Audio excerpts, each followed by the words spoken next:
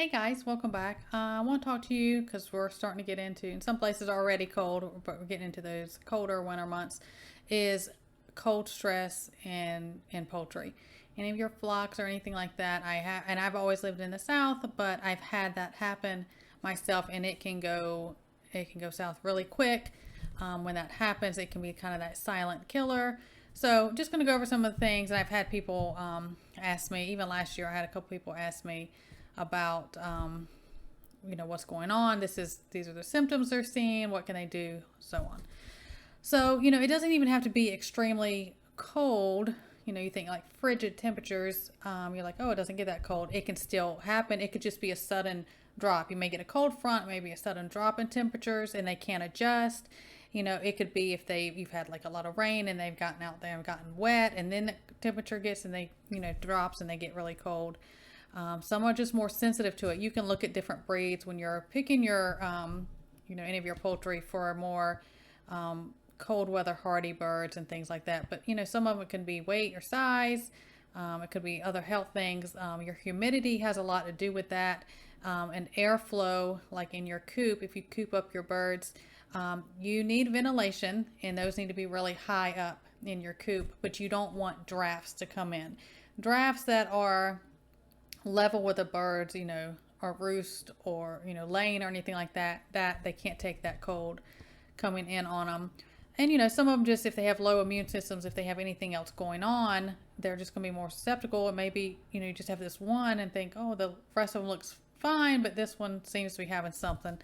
And it just, whatever's taxing their energy that may keep them warm, it may be going to something else and they can't tolerate it. So some of the signs, you'll see that ruffled feathers, they'll kind of blow up looking. Their feathers will kind of stand up, and they'll pull their neck down and stuff like that. They're trying to stay warm. Sometimes you'll see when they're shivering, they'll get that. And then they'll start having things. If it gets bad, they'll have a reduction in their circulation, and that's when they can get the frostbite. You may see discolorations. It can be a whitish, or it'll fade out to like a pinkish. If they have like red cones, it'll be like a matted reduction in color in their cones or their feet, and they get black spots, they may get white spots, things like that. And they'll start slowing down. They're not going to want to move around much. They don't have the energy because their enzymes are dropping. That's their protein is dropping. And then when that happens, when you get to that point, it becomes this vicious cycle, because when their enzymes and stuff start dropping, they're not metabolizing anything they are eating or taking in, which isn't giving them the energy that need to stay warm. And that is when you're going to get into a loop of, this is going to get serious really quick with your poultry when that happens. So different things, you can do. I talked about the coop and the airflow and things like that. But also, I always make sure my birds have, and most of the time mine, they free range, and when it starts getting, I call it dark 30. Before dark 30 gets, everybody has to get up and put away into their coops and stuff like that, is make sure they have sunspots. Even, it's really cold, that they have sun, they can sit in the warmth of that will still warm them up. I talked about the coop.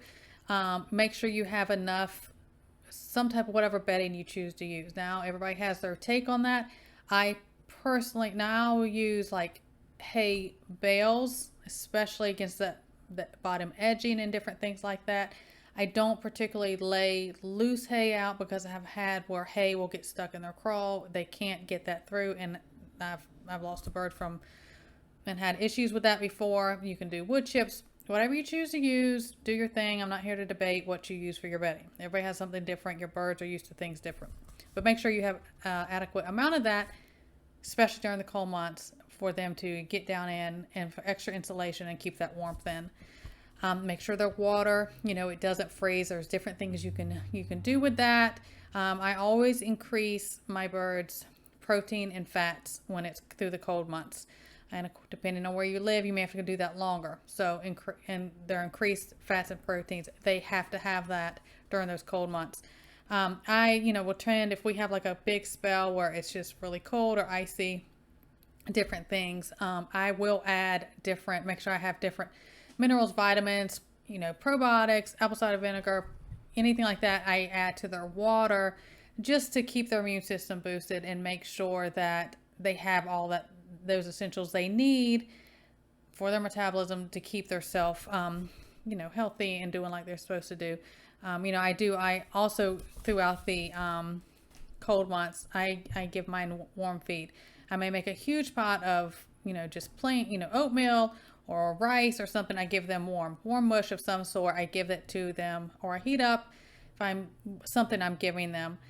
That helps them a lot. It helps warm up their inner core temperature. I do that, especially if it's really cold and, and early, their first morning thing, I will give them something warm, or at the end of the day, vice versa, sometimes twice a day. It really depends on what's going on with the weather. Now, controversial. You do what's best for you, because I've had both things. Some people do, they choose to use, and everyone's setup is different with, their barn and everything, is they will use some type of, heat lamp, heater, something in their coops. Again, everyone's setup's different. Numerous people have also, they've had fires for different things. You have to make sure, don't just be careful about trusting things like that out, especially when there's hay and there's all the things that can go quick. I'm not debating that either way. I've had huge horse barns in our farm. We had heaters out there mounted very high. It was a big concrete barn, though. It was for things like that, for our bigger livestock we would have. And then, but as far as like, I've never just put like a heat lamp like you use for your brooder box, your chicks. And I know some people do. Again, it's up to you. Just be safe. Don't trust just to leave it and it's fine. And, chickens jump on everything and knock things around, and they're very curious to getting things that something, doesn't get knocked down, and you could have a fire, a bad situation really quick. But I dealt with this last year with different people contacting me that they had dealt with this. I've had this years ago. This has happened to myself with my birds one time. And so be prepared before the time comes and you need it. Just keep those things in mind. So keep those birds safe. Everyone stay well. God bless. And I will see you next time.